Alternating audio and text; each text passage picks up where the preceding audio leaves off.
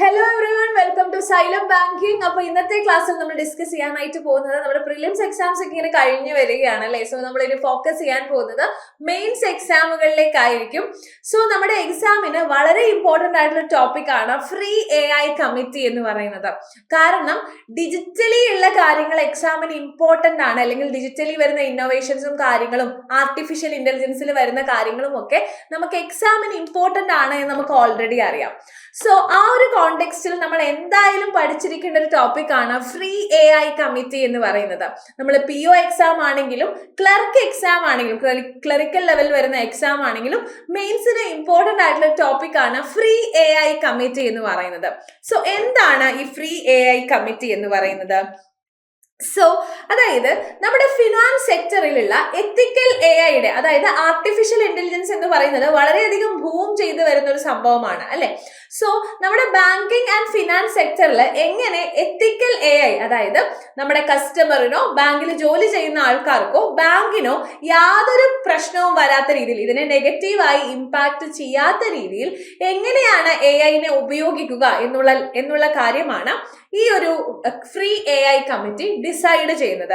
So ഈ ഒരു കാര്യങ്ങൾ പഠിക്കുന്നതിനായിട്ട് എങ്ങനെയാണ് ബാങ്കുമായി ബന്ധിക്കുന്ന ഫിനാൻസ് സെക്ടറിൽ വളരെ എത്തിക്കലായി AIനെ യൂസ് ചെയ്യുക എന്നുള്ളത് സ്റ്റഡി ചെയ്യുന്നതിന് വേണ്ടിയിട്ടാണ് ഫ്രീ AI കമ്മിറ്റീനെ ചുമതലപ്പെടുത്തിയിരിക്കുന്നത്.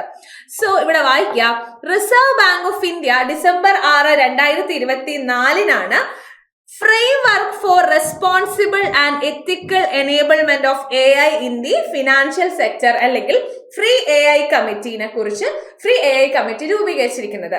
ഇതിന്റെ പ്രധാനപ്പെട്ട ലക്ഷ്യം എന്ന് പറയുന്നത് എങ്ങനെ എത്തിക്കലായി AIനെ നമുക്ക് ഫിനാൻസ് സെക്ടറിൽ യൂസ് ചെയ്യാം എന്നുള്ളത് സ്റ്റഡി ചെയ്യുന്നതിന് വേണ്ടിയിട്ടാണ്. ഇതിന്റെ ചെയർപേഴ്സൺ വരുന്നത് ഡോക്ടർ പുഷ്പക് ഭട്ടാചാര്യയാണ്. ഇതില് മെയിൻ ആയിട്ടും എങ്ങനെയാണ് നമ്മൾ transparency, accountability, fairness, customer protection എല്ലാം ബാലൻസ് ചെയ്തുകൊണ്ട് എങ്ങനെ AIനെ ഫിനാൻസ് സെക്ടറിൽ യൂസ് ചെയ്യാം എന്നാണ് ഈ കമ്മിറ്റി സ്റ്റഡി ചെയ്യേണ്ടത്. അങ്ങനെ സ്റ്റഡി ചെയ്തതിനു ശേഷം ഈ ഒരു കമ്മിറ്റി ഏകദേശം 7 ഫൗണ്ടേഷണൽ പ്രിൻസിപ്പിൾ അല്ലെങ്കിൽ 7 സൂത്രാസും 26 actionable recommendations under 6 strategic pillars.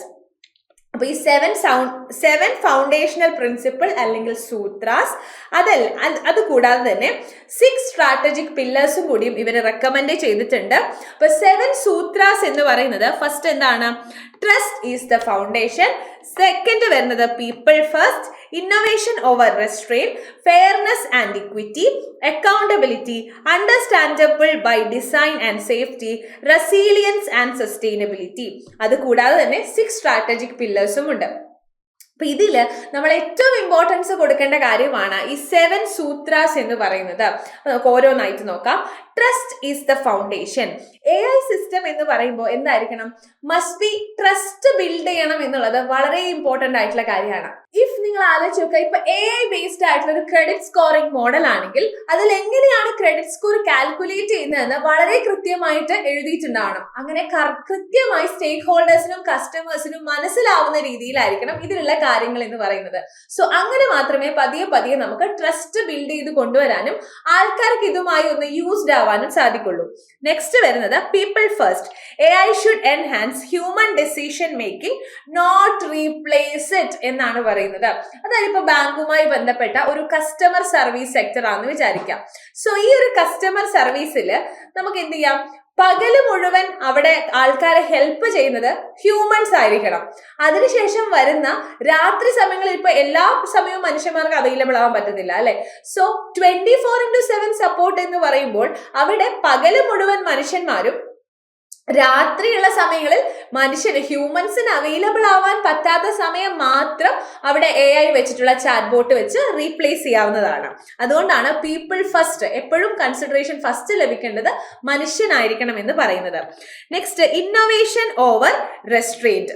അപ്പൊ എൻകറേജ് റെസ്പോൺസിബിൾ ഇന്നോവേഷൻ. അതായത് എന്തെങ്കിലും AI ബേസ് ചെയ്തിട്ടുള്ള എന്തെങ്കിലും ഒരു ഇന്നോവേറ്റീവ് മെത്തേഡ് വരുമ്പോൾ ആദ്യം തന്നെ അതിൽ നോ പറയുകയല്ലാതെ അതിനൊരു റെഗുലേറ്ററി സാൻഡ് ബോക്സിൽ ഇടുകയും പുതിയ കാര്യങ്ങൾ, ഇന്നോവേറ്റീവ് ആയിട്ടുള്ള കാര്യങ്ങൾ ട്രയൽ ആൻഡ് എറർ നടത്തി നമുക്ക് പറ്റുന്നതാണെങ്കിൽ നമ്മൾ അഡാപ്റ്റ് ചെയ്യാൻ ശ്രമിക്കണം എന്നാണ് പറയുന്നത്.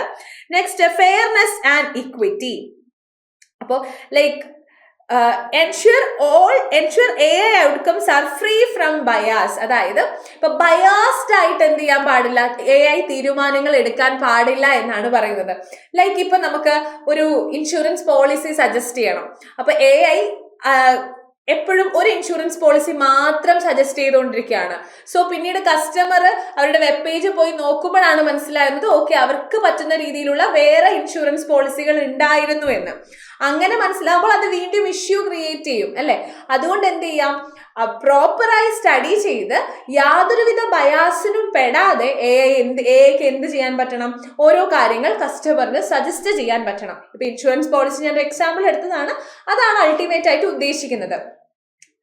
ഒരു ഫാക്ടറിനും ബയാസ് ആവാത്ത രീതിയിൽ വേണം AI തീരുമാനങ്ങൾ അല്ലെങ്കിൽ ഡിസിഷൻ എടുക്കാനായിട്ട്. ഇപ്പൊ നെക്സ്റ്റ് വരുന്നതാണ് അക്കൗണ്ടബിലിറ്റി. അതായത് ഇപ്പൊ ഒരു ബാങ്കിങ് പ്ലാറ്റ്ഫോം AIനെ അഡോപ്റ്റ് ചെയ്യുകയാണെങ്കിൽ AI സിസ്റ്റവുമായിട്ട് കസ്റ്റമറിന് ഒരു ഇഷ്യൂ വരികയാണ്. അങ്ങനെയാണെങ്കിൽ ഒരിക്കലും ബാങ്കിന് പറയാൻ പറ്റത്തില്ല എന്താണ് അത് AI ചെയ്തതാണ്, ഞങ്ങളുടെ ബാങ്കിന് ഇതിൽ ഒന്നും പറയാനില്ല, ഇത് ഞങ്ങളുമായി ബന്ധപ്പെടുന്ന കാര്യമല്ല, ഇത് നിങ്ങൾക്ക് സജസ്റ്റ് ചെയ്തത് AI അല്ലേ, ഇത് നമുക്ക് ഒരിക്കലും പറയാൻ പറ്റത്തില്ല. കാരണം നമ്മുടെ ബാങ്കിങ് പ്ലാറ്റ്ഫോം ആണ് AIനെ അഡോപ്റ്റ് ചെയ്യുന്നതെങ്കിൽ AI സജസ്റ്റ് ചെയ്യുന്ന എല്ലാ കാര്യത്തിനും അക്കൗണ്ടബിൾ ആവുന്നത് ബാങ്കും കൂടിയാണ്. ഓക്കെ, ഒരിക്കലും AI ചെയ്തതാണ് നമ്മുടെ ബാങ്ക് അല്ല എന്ന് പറഞ്ഞ് ബാങ്കിന് അതിൽ നിന്നും ഒഴിയാനായിട്ട് പറ്റില്ല. അതാണ് അക്കൗണ്ടബിലിറ്റി എന്ന് പറയുന്നത്. Understandable by design.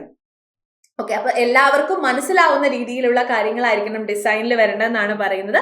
Last and final, safety, resilience and sustainability. ഇപ്പൊ AI സിസ്റ്റം എന്ന് പറയുമ്പോൾ നമുക്കറിയാം banking and finance sector AI adopt ചെയ്യുമ്പോൾ തന്നെ ആ ഒരു സിസ്റ്റം സെക്യൂർ ആയിരിക്കണം ആൻഡ് ലോങ് ടേമിലേക്ക് സസ്റ്റൈനബിൾ ആയിരിക്കണം എന്നാണ് പറയുന്നത്. So accountability, understandable by design, safety, sustainability and next trust is the foundation, people first, innovation, fairness and equity. ഇത്രയുമാണ് 7 സൂത്രാസ് എന്ന് പറയുന്നത്. കൂടാതെ ഫ്രീ AI കമ്മിറ്റിന്റെ full form, framework for responsible ethical enablement of AI പഠിച്ചു വെക്കുക. ആരാണ് ചെയർപേഴ്സൺ എന്നുള്ള കാര്യം പഠിച്ചു വെക്കുക. സോ ഇത്രയും കാര്യമാണ് ഫ്രീ AI കമ്മിറ്റിയിൽ നമുക്ക് ഓർത്തിരിക്കാനുള്ളത്. സോ എല്ലാവർക്കും താങ്ക് യു.